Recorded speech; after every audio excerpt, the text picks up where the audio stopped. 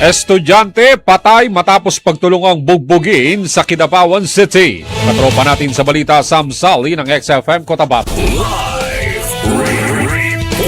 Report. Nasawi ang isang binata matapos sa pagtulungang bugbugin sa Quezon Boulevard, Kidapawan City. Kinilalang biktima sa pangalang Christian Jake Lebrillo, 20 years old, estudyante at residente ng Kidapawan City. Ang grupo ng mga suspect ay pinangunahan ng isang alias Mac at residente na barangay Ilumavi sa Kidapawan City. Nangyari ang pambubugbog at habulan sa isang bar at tuluyang nawala ng malay ang biktima. Pagdating sa barangay Mateo, isinugod sa ospital, subalit idineklarang dead on arrival ng doktor si Lebrillo. Agad ipinag-utos ni Kidapawan City Mayor Attorney Jose Paulo Evangelista sa Kidapawan Police Station ang pagtugis sa mga sangkot sa insidente. Hustisya ang sigaw ngayon ng pamilya Lebrillo sa sinapit ng binata.